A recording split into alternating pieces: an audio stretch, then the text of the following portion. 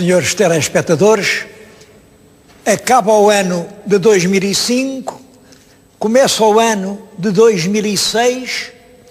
Bom, e a minha proposta para este programa é que me acompanhem numa viagem até ao fundo do tempo.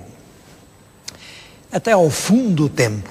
Porque reparem, agora, 2005, 2006, estamos no início de um novo milénio, do terceiro milénio.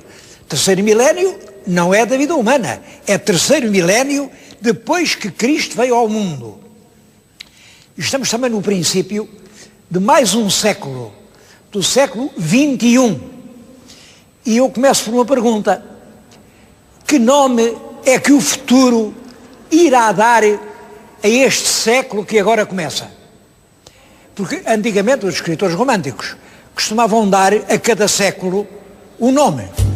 Por exemplo, o século I é o século de Augusto, ao século XVII chamam o século de Luís XIV, ao século das Cruzadas, o século da Reforma e dos Descobrimentos. Bom, que nome darão ao nosso século? É uma pergunta boa, uma pergunta boa. Como sabem, ao século passado, ao século XX, que todos vivemos, ainda não deram nome, porque estão muito hesitantes. Há quem ache que foi um grande século em frente, aí podem chamar o século da ida à Lua, é a primeira vez que o homem sai do seu planeta.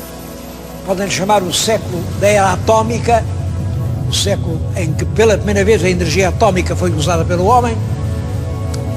Bom, mas eu receio que o nome que venha a ficar seja o século das grandes guerras.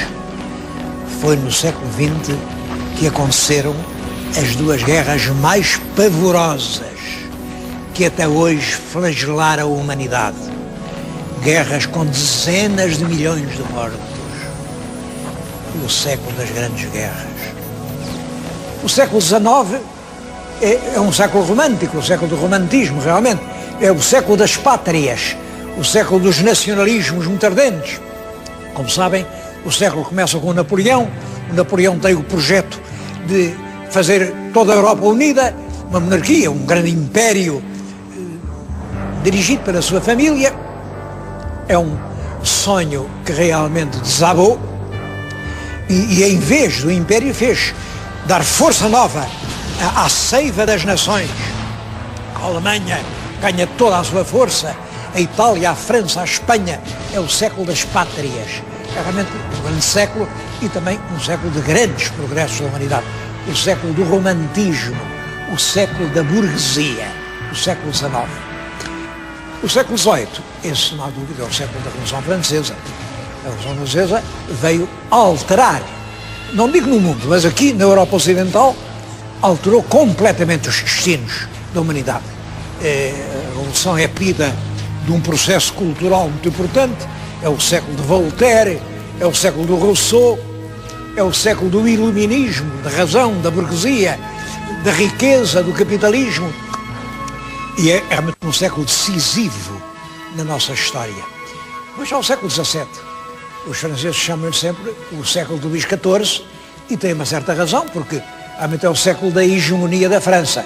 No século XVII, toda a Europa civilizada e culta fala francês.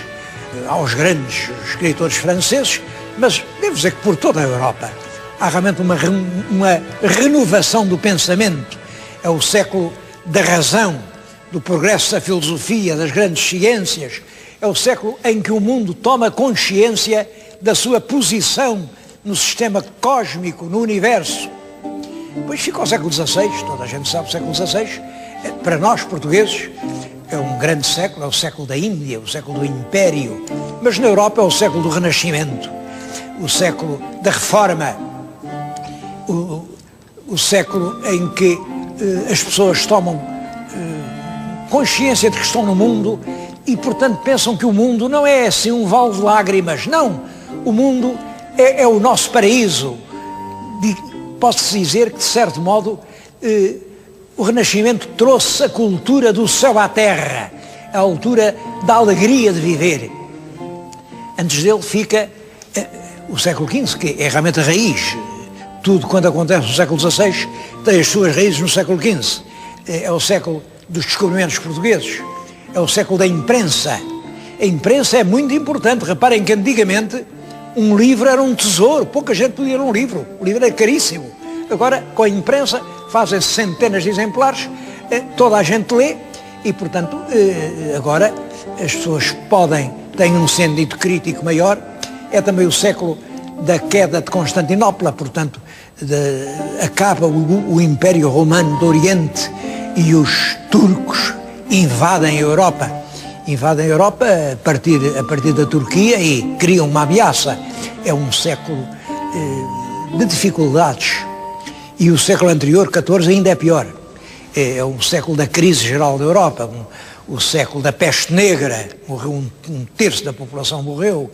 É o século em que entra aqui a pólvora. A pólvora é muito importante, porque com a pólvora, com os tiros de canhão, acaba a cavalaria, acabam as armas brancas, acaba a guerra antiga. E a guerra antiga era a guerra dos fidalgos. Eram os fidalgos que tinham cavalo. Agora a guerra começa a ser uma guerra do povo. Isso vem alterar o curso do mundo. Bom, em Portugal, é claro, essa crise do século XIV, os grandes contra os pequenos, as revoltas agrárias, tudo isso também se reproduz em Portugal. O nosso século XIV é um século de guerras civis. A gente costuma falar na guerra que levou ao trono este Davis, mas antes dessa houve outra. Por exemplo, que acaba com o reinado de Dom Dinis. O reinado de Dom Dinis acaba afogado em sangue, com uma guerra civil exatamente dessa natureza. Depois vem o século XIII, que é o século gótico, é o século de grande progresso na Europa, o século das universidades, o século das catedrais, o século do início do capitalismo por causa das cruzadas. As cruzadas vêm reabrir o Mediterrâneo à navegação cristã, restabelece-se o comércio com o Oriente, aparecem cidades, banqueiros, capitalistas, dinheiro. Por isso mesmo a nobreza entra em declínio e em confronto com os burgueses, que agora são a classe que pretende dominar o mundo. É também o século, por isso mesmo, das ordens mendicantes, dos franciscanos, os franciscanos que vêm protestar contra a miséria, contra o facto de haver tantos ricos e tantos pobres. O nosso Santo António, um dos grandes franciscanos, que diz que os ricos andam vestidos de vermelho e dizem que é da cor da púrpura. Mentira! É da cor do sangue dos pobres que eles estão a explorar. Antes disso, o século XII, o século das cruzadas. São as cruzadas que levam os cristãos da Europa até ao Próximo Oriente. É o século da fundação de Portugal, é o século da conquista de Lisboa. Olhem, é o século em que o São Bernardo funda a Ordem de Cister, a Ordem de Cister que a gente vê em Alcobaça e que ajuda a rodear os campos portugueses, mas continuam as cruzadas. E é curioso, este São Bernardo é o mesmo, ao mesmo tempo que cria a Ordem de Cister, prega a Segunda Cruzada, mas vai dizendo que tanto se serve a Deus, indo à guerra da cruzada, como entrando no convento, porque as verdadeiras armas não são as espadas, nem as couraças, nem as lanças. As verdadeiras armas são as orações. Ele tinha razão num ponto. É realmente o espírito quem governa o mundo. Bom, mas a verdade é que isto provocou o desastre da Segunda Cruzada. E antes fica o século XI, o século do feudalismo, o século da cavalaria, o século de senhores e servos, o século do grande poder dos papas que dominam toda a cristandade, e para trás fica o século X, são os anos 900, aqui na Península é o século da Reconquista, é o século em que as forças cristãs vão uma a uma reconquistando as terras que tinham sido dominadas pelo Islão. Depois o século IX. O século IX é um século de grande crise na Europa. É o século das invasões dos normandos, que assolam tudo até se apoderarem, por exemplo, da ilha Sicília, do Mediterrâneo. Imaginem, eles que vêm lá de cima, da Escandinávia.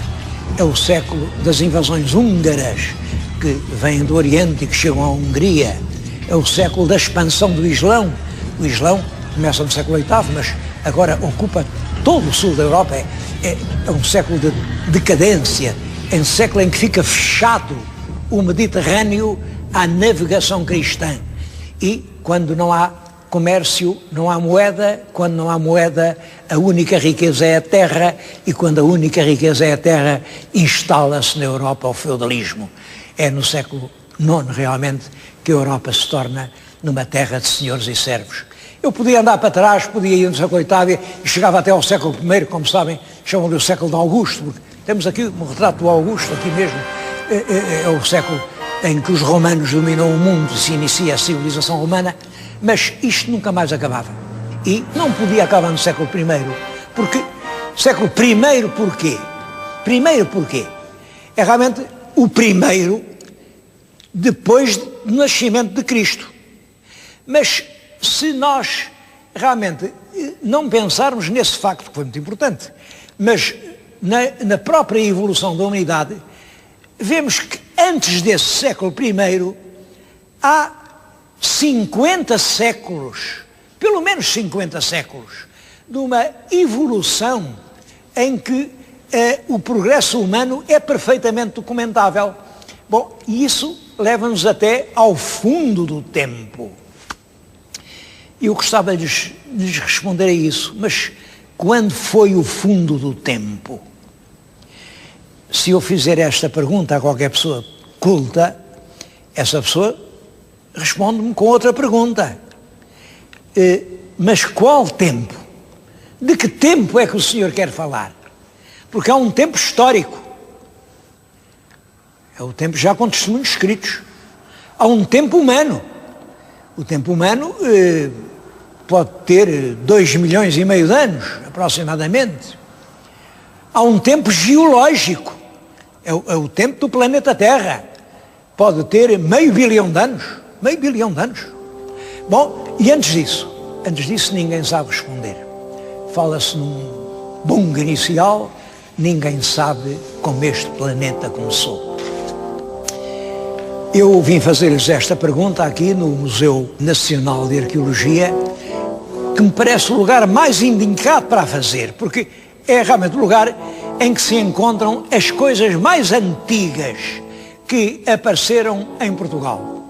Olhem, por exemplo, aquela pedra é um instrumento polivalente, porque servia de martelo, servia de raspador, servia de arma, servia de punhal. Tem 100 mil anos. Aliás, todo o museu é uma fascinante viagem pelo tempo. Reparem, por exemplo, naquele vaso. Este vaso que estão agora a ver é a mais antiga peça de cerâmica que apareceu em Portugal. Eu acho curioso que é a mais antiga e é realmente muito avançada, muito perfeita, muito bem modelada. É uma peça que tem 6 ou 7 mil anos. Outro objeto que muito bonito, objetos muito bonitos, é o tesouro da herdade dos Álamos. Aquilo já vem as joias, já muito perfeitas, como trabalhava o ouro. Aquilo pode ser de 1000 anos antes de Cristo, portanto, de há 3.000 anos. Bom, eu acho que é uma emocionante viagem pelo tempo esta visita ao Museu de Belém. Nesta altura, aqui no Museu de Belém, há uma exposição especial, que é uma exposição dos mosaicos romanos. Tudo aquilo é do segundo e talvez terceiro e quarto século já depois de Cristo. Portanto, anos 200, anos 300, são chãos de salas onde os grandes proprietários romanos viviam. Eles tinham depois legiões de escravos ao seu serviço, mas sem dúvida eles trouxeram a sua civilização, trouxeram a sua língua e trouxeram a sua cultura. Mas eu comecei por uma pergunta e não queria deixar essa pergunta sem resposta. É o século que vai agora começar, que nome virá a ter no futuro? Com certeza que tem o nome do facto mais importante que aconteceu durante o século. E durante este século que nós, as pessoas da minha idade, estão a assistir e só assistem aos primeiros anos. Mas a gente jovem vai viver a maior parte dos anos deste século, porque hoje a esperança de vida já é grande. E, portanto, são os jovens quem vai fazer o século. Que nome dará o futuro ao século que agora começa? Eu vou tentar achar uma resposta.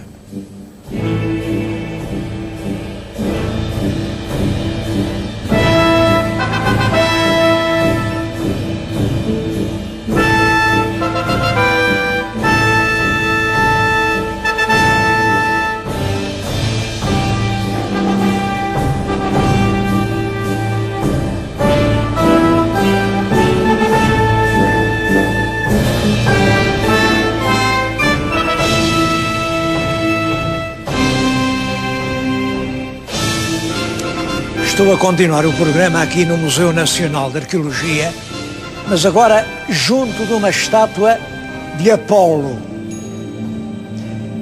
É uma peça que apareceu no Algarve, em El Coutinho, na Herdade dos Álamos, e representa uma divindade grega e romana. Apolo, para eles, representava o Sol, mas o Sol é a claridade. Portanto, era o Deus da inteligência, do espírito, da medicina, do progresso. Era a luz que se opõe à treva. Bom, eu venho falar agora, no limiar do novo ano, junto de Apolo, um pouco na esperança de que Apolo continue a iluminar o nosso tempo. Que nome dará o futuro a estes anos que vamos viver?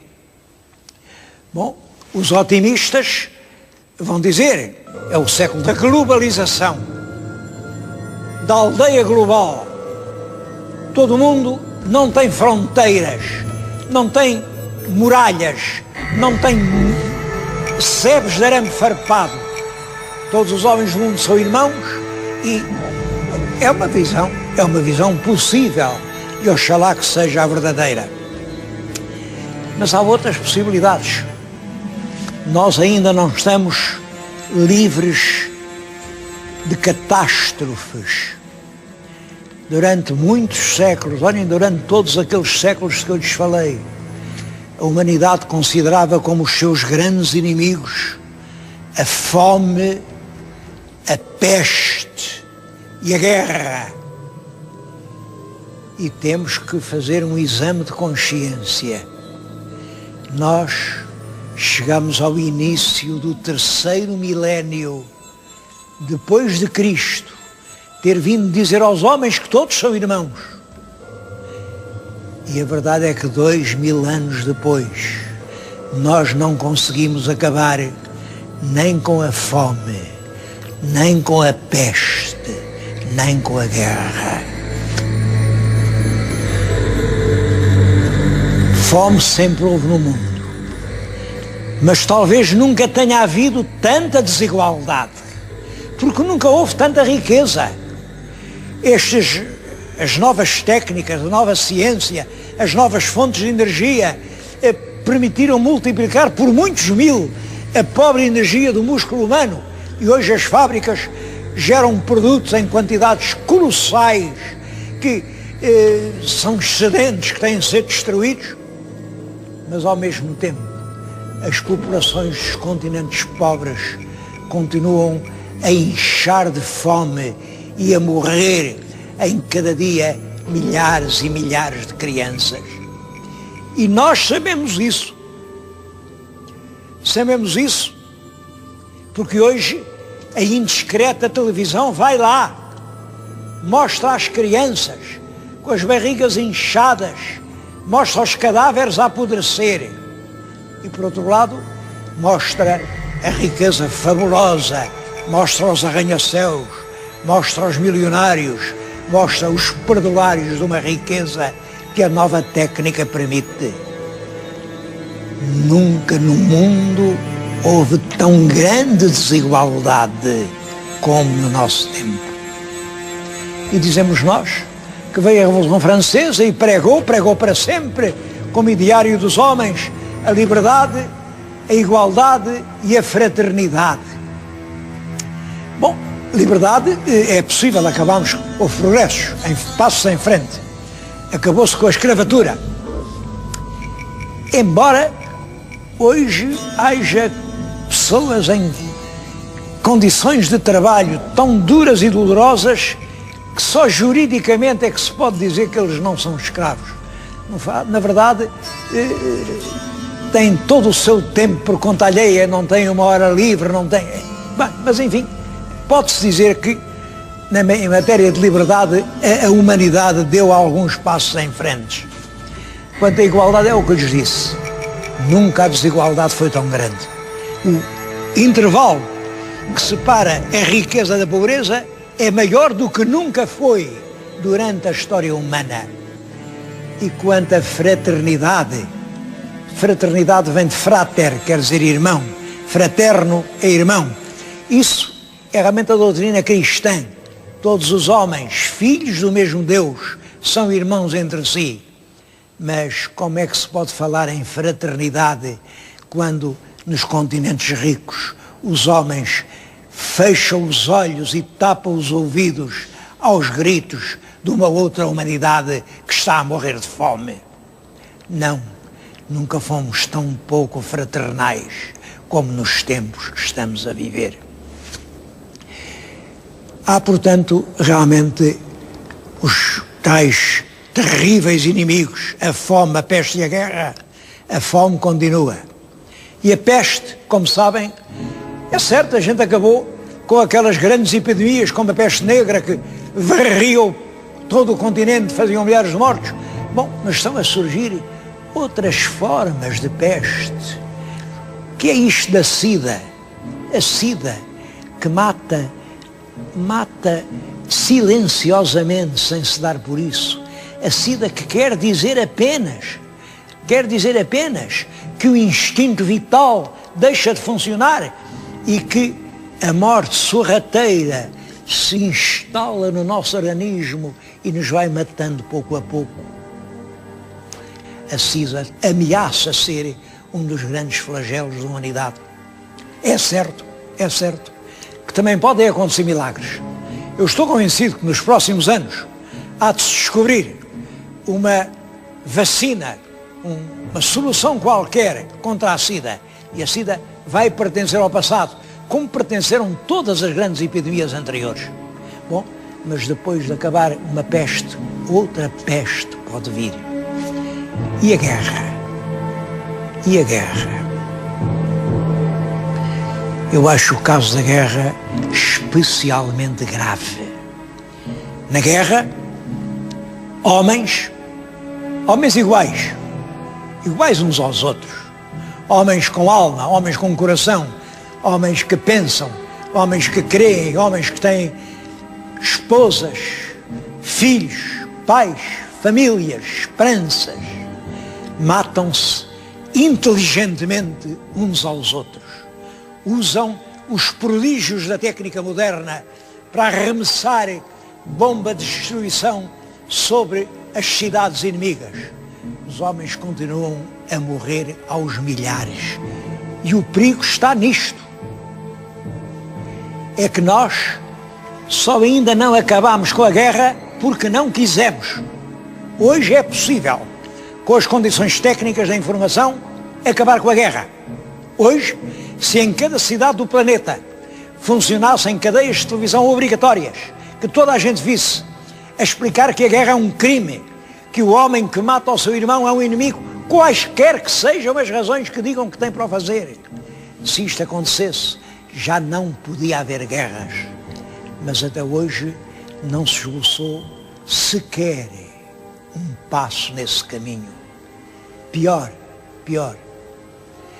Hoje, todas as nações civilizadas são organizadas numa organização internacional que dita leis, as Nações Unidas, pois ainda nem sequer foi possível obter nas Nações Unidas uma votação maioritária a condenar a guerra. A guerra continua a ter quem diga que sim, com vontade ou sem ela, mas continuamos a ter guerras legítimas. Haver guerras criminosas talvez nunca possa deixar de ser, mas haver guerras legítimas é a vergonha do nosso tempo.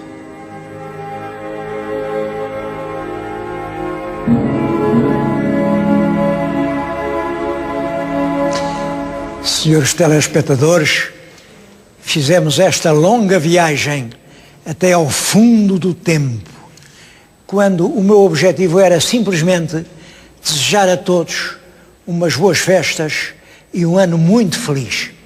Feliz para cada um, feliz nas suas famílias, feliz nas suas esperanças, nos seus sonhos. Pela minha parte, eu exprimo um voto pessoal. Todas as estradas do mundo, por mais longas que sejam, começam sempre por um primeiro passo. O meu voto é o de que este ano de 2006 seja o nosso primeiro passo no sentido da construção da paz.